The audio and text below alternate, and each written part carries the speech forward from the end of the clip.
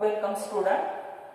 In previous lecture we have completed the third type of nervous system, that is autonomic nervous system, and in that we completed sympathetic nervous system and parasympathetic nervous system. Today we will start with the next point, and that point is sensory receptors. So our today's point is sensory receptor. Now we have already studied the receptors in the reflex action. We completed reflex action, in that reflex arc, and we know that the reflex arc is made up of 5 components, and that are receptor organ, then sensory neuron, adjustor neuron, motor neuron, and effector organ. So today we will start with the sensory receptors. पहा, लक्षात येते का? आधीच्या lecture मध्ये आपण तिसरा जो type आहे नर्वस सिस्टीमचा, ऑटोनॉमिक नर्वस सिस्टीम, ही कंप्लीट केली आहे. आणि आजच्या लेक्चर मध्ये आपल्याला काय पाहायला सुरुवात करायची आहे तर सेन्सरी रिसेप्टर्स बद्दल बोलायचं आहे. आता बेसिकली तुम्हाला रिसेप्टर्स या शब्दाची ओळख झाली आहे. आणि we know that the receptors means these are the specialized cell, tissue or organ of our body. So what are the receptors? So receptors means specialized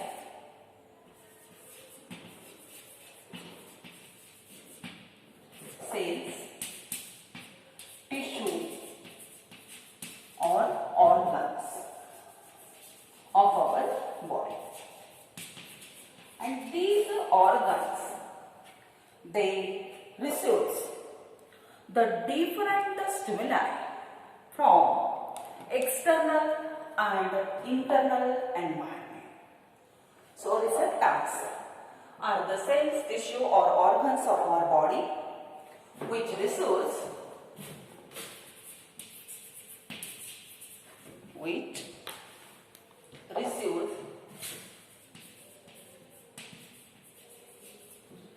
different stimuli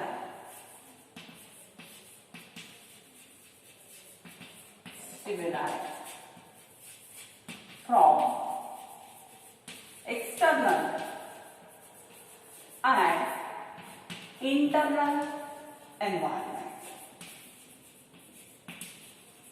Is it clear? These are the specialized organs, cells or tissue of our body, and that receives the different stimulus from external as well as internal environment. हे बॉडीचे असे parts आहेत, organ म्हणा, sale म्हणा, tissue म्हणा, काही म्हणा, की जो वेगवेगळ्या स्टिम्युलाई रिसीव्ह करतो. म्हणजे बाहेरच्या स्टिम्युलस रिसीव्ह करणारा एक्सटर्नल असेल तो, आणि बॉडीच्या आतील सुद्धा काय करतो, स्टिम्युलस रिसीव्ह करतो.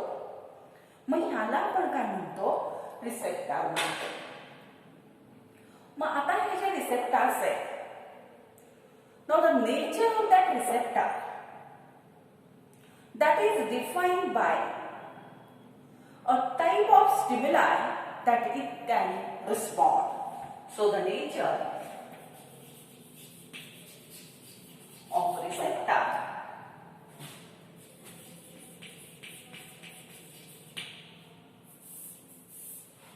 is defined by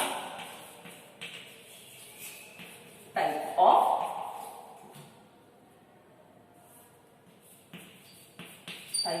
stimuli.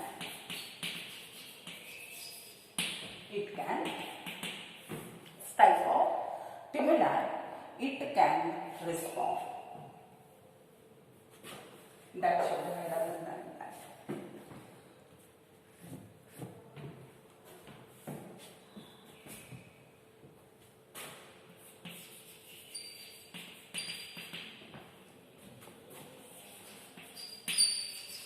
पहा लक्षात.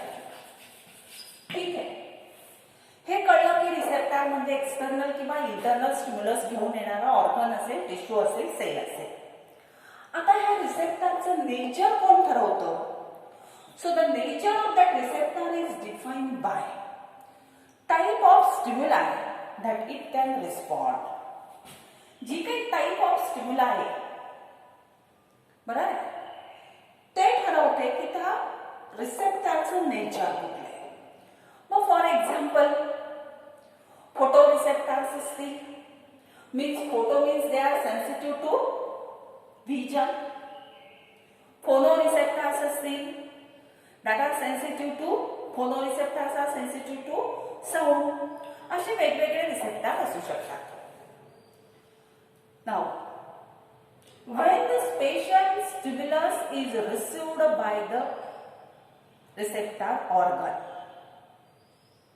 means sensory neuron, that stimuli which is received by that receptor organ, it causes the action potential in it. So when the specific stimuli reaches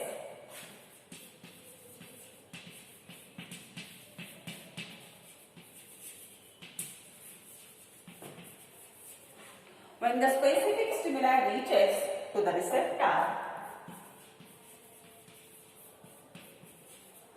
here receptor means sensory neurons.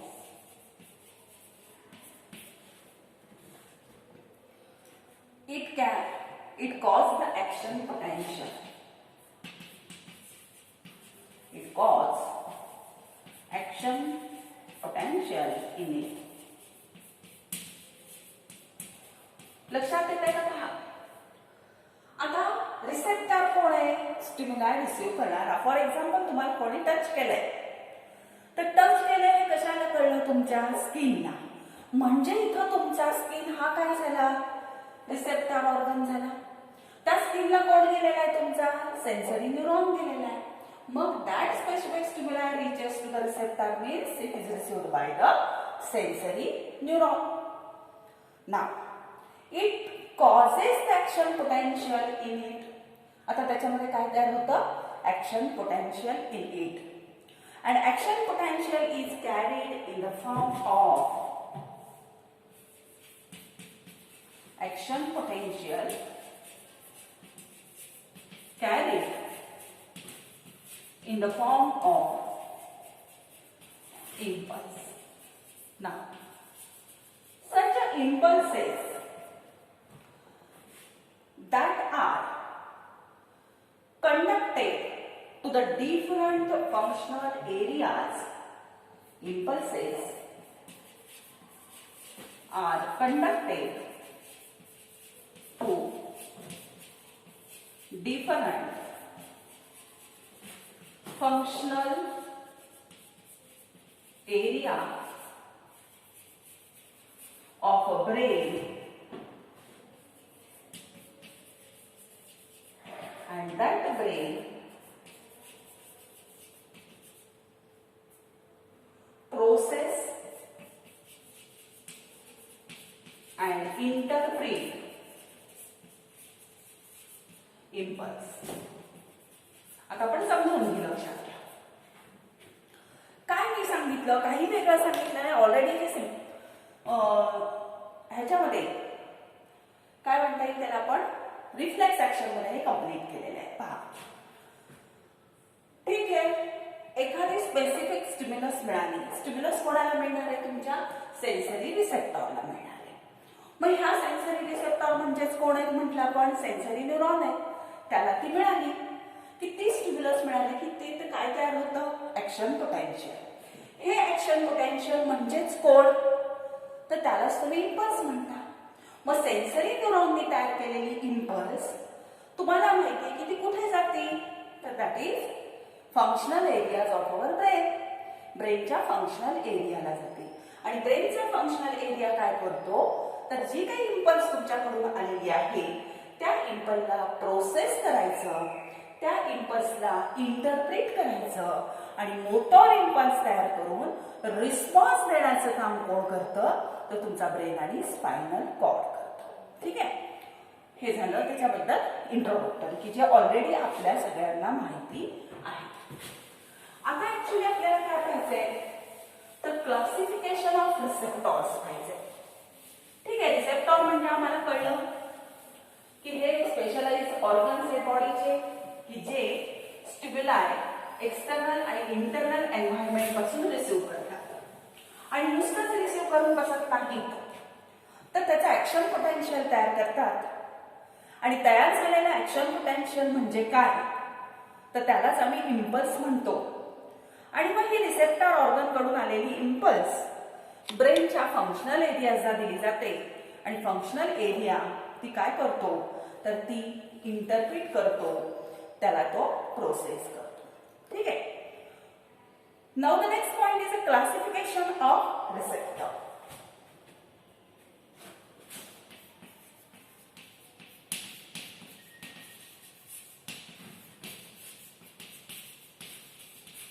लक्ष द्या, ह्याच्यावरती question विचारला जातो. हा का रिसेप्टॉरचं classification बघायचं.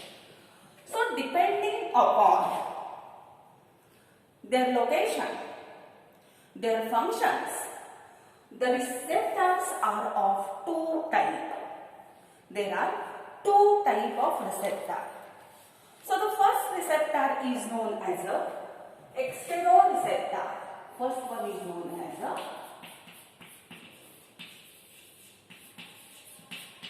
exteroreceptor and second one is known as a interoceptor. Depending upon their function, depending upon their location, the receptors are of two types. One is known as an exteroreceptor and second one is known as an interoreceptor. Exteroreceptors are also known as a somatic receptor also, because that exteroreceptor they receives external stimulus and internal receptors they are known as a visceral receptor also, because they receives the internal stimulus. So we start with the first type, that is the exteroreceptor. पहा, classification मध्ये रिसेप्टरचे दोन main classify केलेले, दोन type केलेले. एकाला एक्सटेरोरिसेप्टर म्हणतात, दुसऱ्याला इंटेरोरिसेप्टर म्हणतात. शब्दात मिनिंग आहे. एक्सटेरोरिसेप्टरला आपण सोमॅटिक रिसेप्टर असंही म्हणतो आणि इंटेरोरिसेप्टरला व्हिसरल रिसेप्टर असंही म्हटलं जातं. एक्सटेरोरिसेप्टर म्हणजे काय तर जे एक्सटर्नल स्टिम्युलस आपल्याला देतात त्याला एक्सटेरो म्हणा, आणि इंटेरोरिसेप्टर म्हणजे काय की जे इंटरनल स्टिम्युलस घेतात त्याला म्हटलं जातं इंटेरोरिसेप्टर. आता आपल्याला पहिला रिसेप्टर सुरू करायचा आहे तो म्हणजे एक्सटेरोरिसेप्टर. पहा, आता एक्सटेरोरिसेप्टर मध्ये पहिल्यांदा टाइप ऑफ रिसेप्टर, त्याचं लोकेशन आणि त्याचं फंक्शन असं आपल्याला शिकायचं आहे. टाइप ऑफ रिसेप्टर, त्याचं लोकेशन, तो कुठे प्रेझेंट आहे, आणि पुढचा पॉइंट काय शिकायचं आहे त्याचं function.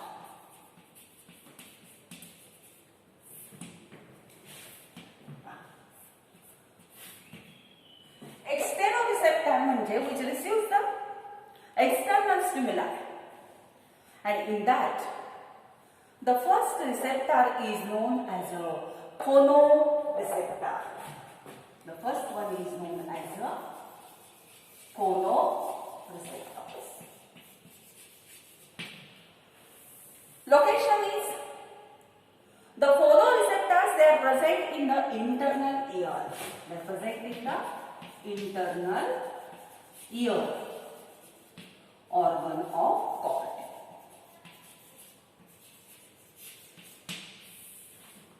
And their function is they receive the sound.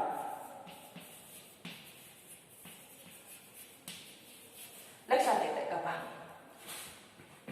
पहिला रिसेप्टर आपण शिकतोय एक्सटेरोरिसेप्टर, त्याला म्हणतात फोनोरिसेप्टर. प्रेझेंट कुठे येतो तुमच्या इंटरनल इयर मध्ये. आता फोनो म्हणजे फोन तुम्हाला कळतो, साऊंडशी म्हणजे तो प्रेझेंट कुठे असेल इंटरनल इयर. आता इथे एक लक्षात घ्या, इयरचे 3 पार्ट आहेत बरोबर. मग त्याच्यामध्ये एक्सटर्नल इयर, मिडल इयर आणि इंटरनल इयर. त्यामध्ये इंटरनल इयर मध्ये पुन्हा ऑर्गन ऑफ कॉर्टी असतो. त्याच्यामध्ये एक रेझिनस मेम्ब्रेन असतो आणि एक बेसिलार मेम्ब्रेन असतो. आणि ह्या बेसिलार मेम्ब्रेन वरती एक ऑर्गन ऑफ कॉर्टी प्रेझेंट असतं. एक स्ट्रक्चर आहे त्याला आपण ऑर्गन ऑफ कॉर्टी म्हणतो. आता लगेच हे तुम्हाला समजणार नाही कारण हे सगळं आपल्याला स्ट्रक्चर ऑफ इयर मध्ये डिटेल शिकायचं आहे. फक्त इथे एकच लक्षात घ्या, इंटरनल इयर म्हणजे कानाचा तिसरा पार्ट आहे आणि त्याच्यामध्ये कोण प्रेझेंट आहे तर ऑर्गन ऑफ कॉर्टी प्रेझेंट आहे. आणि हा ऑर्गन ऑफ कॉर्टी काय काम करतो तर साऊंड रिसेप्शनचं काम करतो.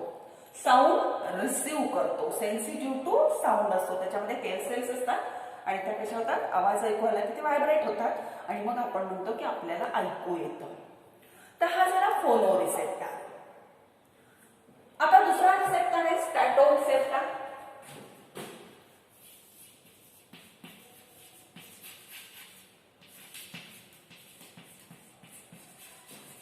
Second one is known as the statoreceptor, and that statoreceptor is present in the retina of eye. So we know that statoreceptor is present in the internal ear, that is the semicircular canal. It is present also in the internal ear. त्याच्यामध्ये semi circular आणि ह्याचं function मात्र लक्षात घ्या. ह्याचं function मात्र कशासाठी आहे तर receptors for maintaining the equilibrium and balance. Maintain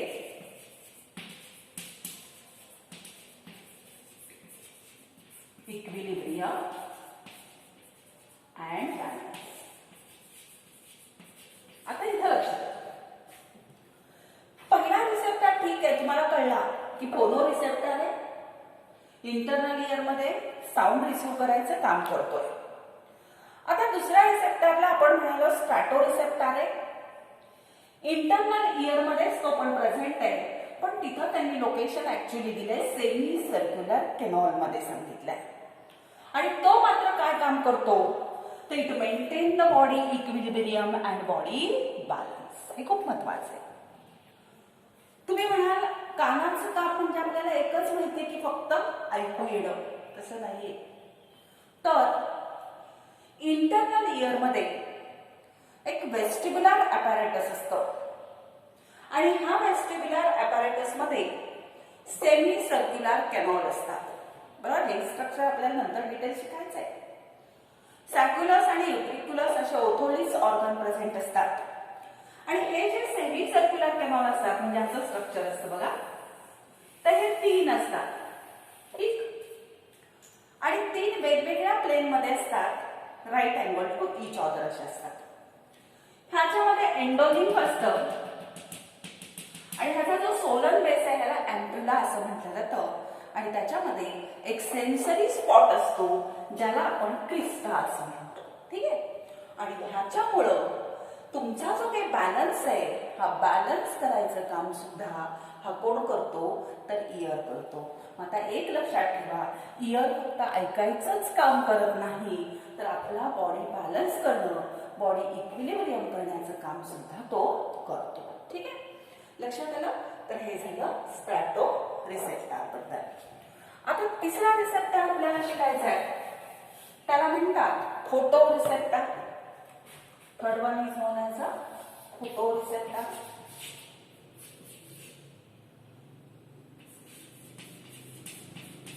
आता फोटो रिसेप्टर्स म्हणजे they are present in the retina of I. कुठे प्रेझेंट आहेत ते retina of I and they receive the sensory stimuli for vision. Receives sensory stimuli for detail मॅनिफिंग सांगेल पहा. तिसरा type एक्सटेरोचा आपण बघतोय photo receptor. Photo receptors are present in the retina of eye. आता रेटिना म्हणजे काय, तर डोळ्याला 3 लेयर असतात, 3 कव्हरिंग्स आहेत आणि या 3 कव्हरिंग मध्ये आउटर स्क्लेरा असतं, मिडल कोरॉइड असतं आणि सगळ्यात आतलं कोण असतं तर रेटिना असतं. ठीक आहे, हा झाला रेटिना. मग ह्या रेटिनामध्ये फोटो रिसेप्टर असतात. तर ऍक्च्युअली रेटिना जो तयार झालेला आहे, ह्या रेटिनामध्ये 2 प्रकारच्या सेल्स असतात. किती प्रकारच्या सेल्स असतात? 2 प्रकारच्या सेल्स असतात. अशा रॉड सेल्स आणि कोन सेल अशा प्रकारच्या सेल्स असतात. ह्याला रॉड आणि कोन सेल म्हटलं जातं. आता ह्याच्यामध्ये एक लक्षात घ्या, ह्याच्यामध्ये ज्या रॉड सेल्स असतात, that rod cells they are sensitive in the dim light. They are sensitive in or sensitive to dim light. म्हणजे त्याचं विजन असतं स्कोटोपिक विजन. आणि दुसऱ्या त्यातल्या सेल्स आहेत त्याला आपण कोन सेल्स म्हणतो.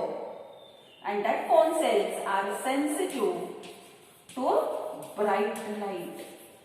म्हणजे कलर्ड इमेज ह्याला म्हणतात फोटोपिक. लक्षात येते का पहा, हे स्ट्रक्चर ऑफ आय शिकताना पुन्हा मी शिकवणार आहे. रेटिना ऑफ आय मध्ये फोटो रिसेप्टर्स असतात.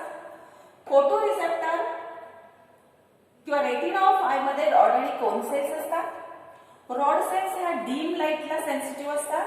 म्हणजे ब्लॅक अँड व्हाईट इमेज जी आपल्याला दिसतील त्यावेळेला कोण ऍक्टिव्ह असतं तर ह्या रॉड सेल ऍक्टिव्ह असतात.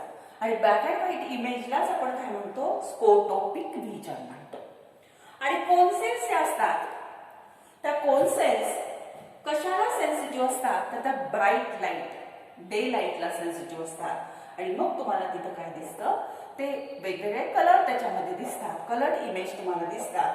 आणि हे जे व्हिजन आहे ह्या व्हिजनला म्हटलं जातं फोटोपिक व्हिजन. म्हणून फंक्शन आपण सांगितलं, it receive the sensory stimuli for vision. मग ते ब्लॅक अँड व्हाईट व्हिजन असू दे किंवा तुमचं कलर्ड व्हिजन असू दे. ठीक आहे, हा झाला तिसरा प्रकार. आता चौथा प्रकार कुठला आहे, थर्मो रिसेप्टर. चौथा टाईप कुठला आहे, thermo receptor.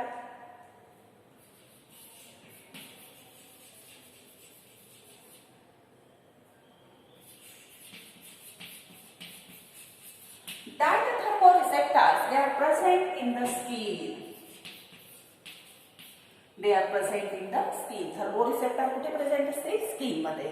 And they receive the sensory stimuli for heat and cold. They are sensitive for heat and cold. बघा, thermoreceptor temperature related हे receptors आहेत. So the thermoreceptors are present in the skin. And they are sensitive for the heat and cold. ठीक है, means they receive the sensory stimuli for heat and cold.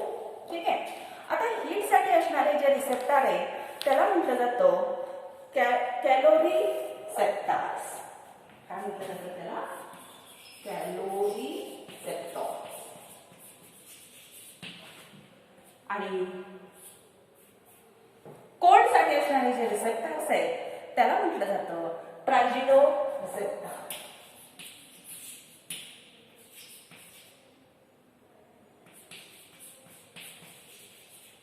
हे लक्षात ठेवायला हवं. Heat साठी जे सेन्सिटिव्ह आहे, आता टेम्परेचर म्हटल्यावर एक तर हीट आणि कोल्ड असणार आहे. मग हीट साठी जे रिसेप्टर आहे त्याला म्हणायचं कॅलो रिसेप्टर. आणि दुसरं कोल्ड साठी असतील तर त्याला म्हटलं जातं ट्रायजिडो रिसेप्टर. ठीक आहे, हे झाले थर्मो रिसेप्टर. आता थर्मो रिसेप्टर नंतर पुढचा पॉइंट आहे, that is the mechano receptor. पुढचा पॉइंट कुठला आहे, मेकॅनो रिसेप्टर.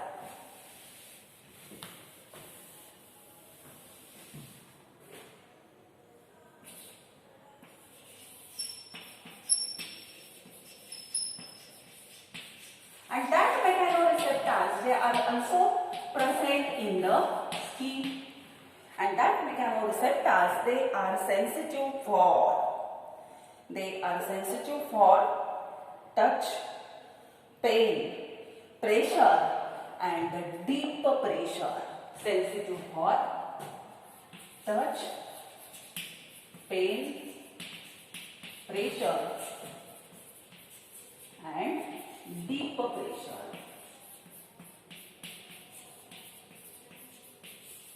लक्षात येते का? एक्सटर्नल रिसेप्टरचा पाचवा टाइप आपण बघतोय, ज्याला आपण मेकॅनोरिसेप्टर असं म्हणतो.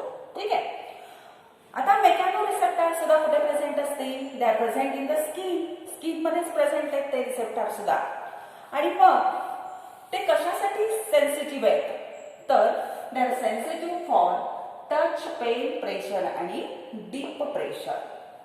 तुम्हाला टच त्याच्यामुळेच कळतो, तुम्हाला पेन पण कळतं त्याच्यामुळं, वेदना, प्रेशर कोणी अप्लाय केलेलं सुद्धा कळतं, आणि डीप प्रेशर एक शब्द तिथे टाकलाय. तर हे डीप प्रेशर नावाचे काय तर थेरपी आहे. आणि ह्या थेरपीमध्ये टच आणि वेटचा वापर केला जातो, which is used to help the people who have sensory sensitivity.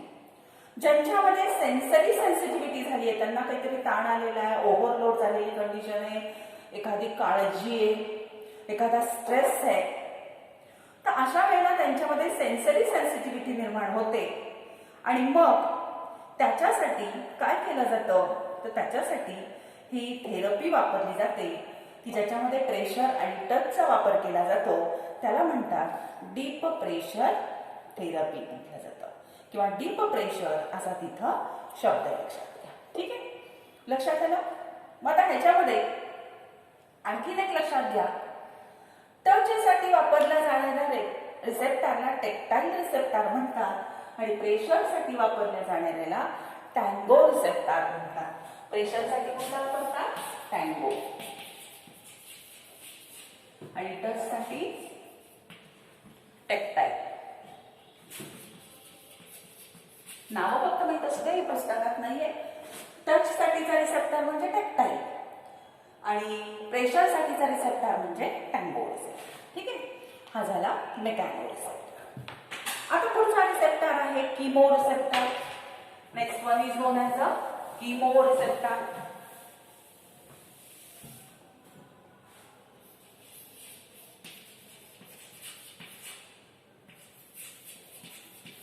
आणि हे कीमो रिसेप्टर्स हे सेन्सिटिव्ह कशासाठी आहेत लक्षात घ्या, तर टेस्टसाठी आणि स्मेलसाठी आहेत.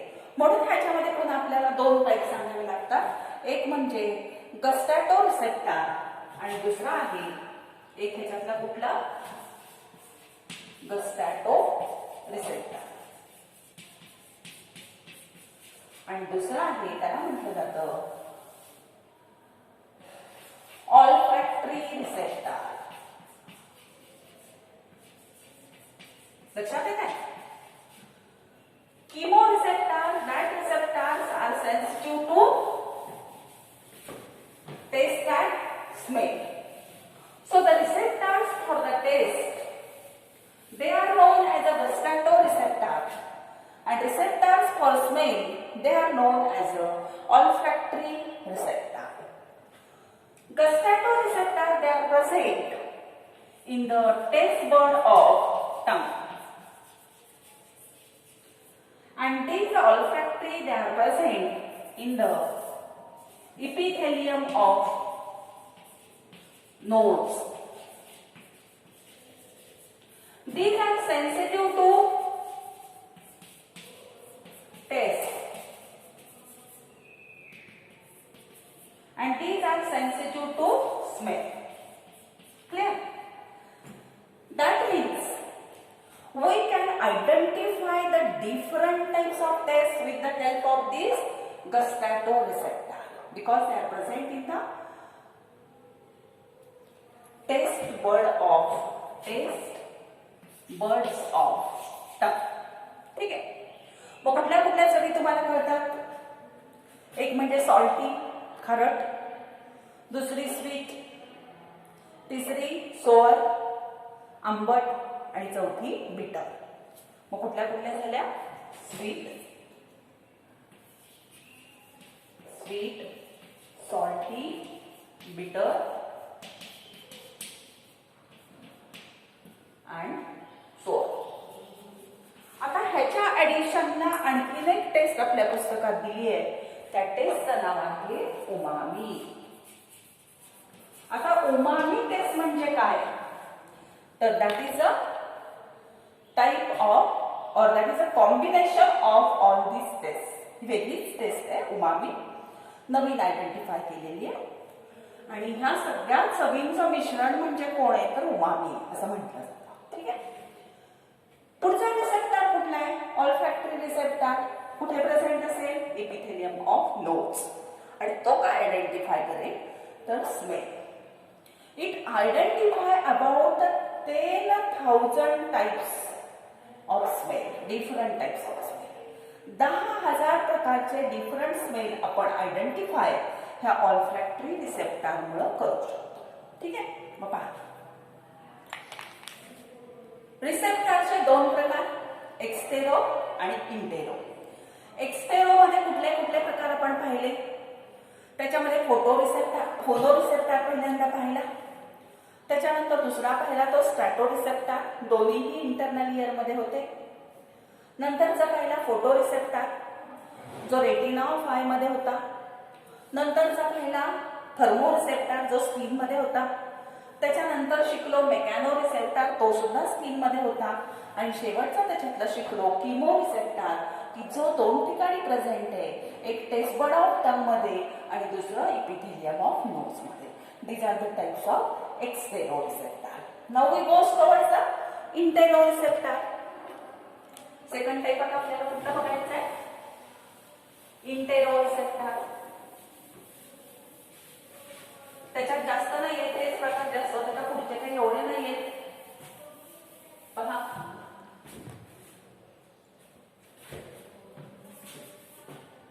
Second one is intero sceptre. दुसरं ह्याच्यामध्ये टाइप ऑफ रिसेप्टर इथं सुद्धा बघा.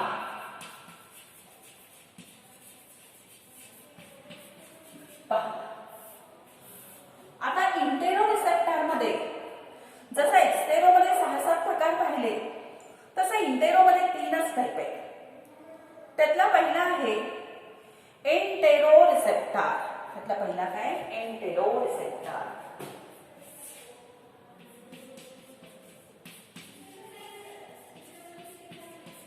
इंटेरो म्हणजे काय?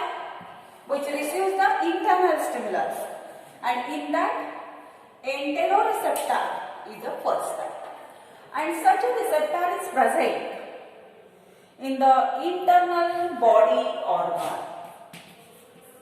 Internal organ that is present in the internal organ, and so it is sensitive to the stimuli which are coming from the internal organ, and that stimuli are hunger, sensitive to hunger, thirst, pain, hunger, thirst, pain, and osmotic change.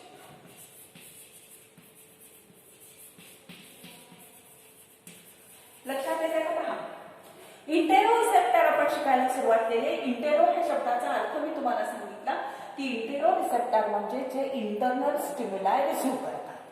बरोबर. त्याच्यातला पहिला type आहे entero receptor. Entero receptor हे internal organ मध्ये असतात, बॉडीच्या आतमध्ये असतात आणि they receive the stimulus from internal organ. मग तो कशाला सेन्सिटिव्ह आहे? हंगर, थर्स्ट, पेन आणि ऑस्मॉटिक चेंज. तुम्हाला तहान भूक लागते ते सांगतात, ती इंटरनल स्टिम्युलस आहे. तुम्हाला एखादी वेदना होत्या ते पण इंटरनल स्टिम्युलस आहे. आणि ऑस्मॉटिक चेंज, तुमच्या बॉडीमध्ये फ्लुइडमध्ये काही ऑस्मोटिक चेंज जर झाला तर तो सुद्धा सांगणारा कुठला रिसेप्टर आहे तर त्याला आपण एंटेरो रिसेप्टर असं म्हणतो. त्याच्यानंतर पुढचा आहे that is a proprio receptor. Second one is known as a proprioceptor. आता proprioceptors they are present in the joint muscles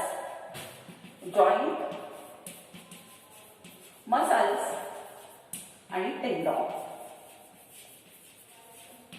मध्ये प्रेझेंट आहे and detect the changes in the movement of joint.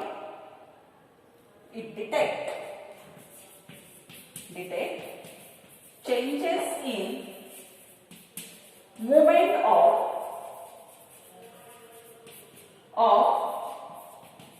joints, tendon and muscles. पहा लक्षात येते का? Proprioceptor that is present in the joint, तुमचे सांधे जिथं जोडले जातात तो जॉइंट असतात, मसल्स मध्ये असतात आणि टेंडॉन मध्ये असतात. आता टेंडॉन आपण 11वीला शिकलो. काय टेंडॉन म्हणजे? मसल मंडल ज्या वेळेला आपल्या एखाद्या बोनला जोडला जातो तो जोडणारा स्ट्रक्चर म्हणजे कोण असतं? टेंडॉन असतं. आणि ते काय काम करतात? तर detect changes in the movement of joint, tendon आणि मसल. लक्षात घ्या, तुमचं जे लोकोमोशन होत असतं, तुम्ही जी हालचाल करता तिच्यामध्ये ह्या सगळ्यांचं काम आहे. मसल वर्क करते, टेंडॉन वर्क करतात, जॉइंट वर्क करतात. आणि मग ह्या मोमेंटमध्ये जर काही चेंज झाला तर तो डिटेक्ट करायचं काम कोण करतं? प्रोप्रायो रिसेप्टर करतात. ठीक आहे. आणि शेवटचा रिसेप्टर आहे ह्याच्यातला that is the baroreceptor.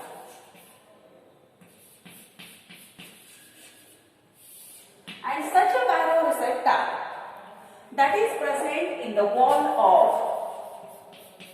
atria, then vena cava cava, that is also present in the aortic arch आणि कॅरोटिड साइनस. लक्षात येते का? पहा, हे सगळे शब्द तुमच्या ओळखीचे आहेत. Wall of atria, venae cavae, aortic arch, carotid sinus. ठीक आहे. ॲट्रिया म्हणजे हार्टचे चेंबर, व्हिना केवा म्हणजे superior inferior venae cavae, aortic arch म्हणजे लेफ्ट वेंट्रिकल पासून निघालेला मोठा सिस्टमिक एवोर्टालाच आपण काय म्हणतो? एवोर्टिक आर्च म्हणतो. आणि कॅरोटिड सायनस म्हणजे काय? तर आपल्या हार्ट पासून नेक रिजन मध्ये जाणाऱ्या 2 मोठ्या आर्टरीज असतात व्ही शेपच्या. ह्याचा बेस जो असतो तो थोडासा डायलेट झालेला असतो, त्याला म्हणतात कॅरोटिड सायनस. म्हणजे एक तुमच्या लक्षात आलं असेल की बॅरोरिसेप्टर हा थोडा बऱ्यापैकी हार्टच्या जवळ किंवा हार्टवरती प्रेझेंट असणारा हा रिसेप्टर आहे. आणि म्हणून ह्याला मेकॅनो रिसेप्टर असंही कन्सिडर केलं जातं. काय म्हणून कन्सिडर केलं जातं? त्याला मेकॅनो रिसेप्टर म्हणून त्याला कन्सिडर केलं जातं. ठीक आहे. And such a receptor is sensitive to changes in blood pressure.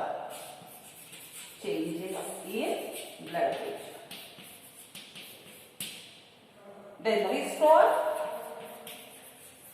homeostasis, vasoconstriction and vasodilation. असा हा बॅरोरिसेप्टर जो प्रेझेंट आहे त्याला मेकॅनो रिसेप्टर म्हणून पण कन्सिडर केलं जातं, कारण हा इंटरनल स्टिम्युलस रिसीव्ह करतो ऑर्गन पासून. हा हार्टच्या ॲट्रियामध्ये, व्हिना केव्हीमध्ये, एवोर्टिक आर्चमध्ये, कॅरोटिड सायनसमध्ये प्रेझेंट असतो. आणि त्यामुळं that is sensitive to changes in the blood pressure. Blood प्रेशरमध्ये जे काही चेंजेस होतात तो आपल्याला सांगतो.